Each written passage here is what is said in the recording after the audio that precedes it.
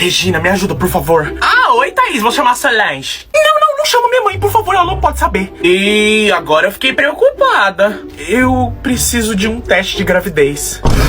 Sangue do cordeiro. Para, julgamento é a última coisa que eu preciso num momento desse. Eu tô chocada. O que foi, Regina? Você tá chocada? Abaixa, ela tá vindo, abaixa.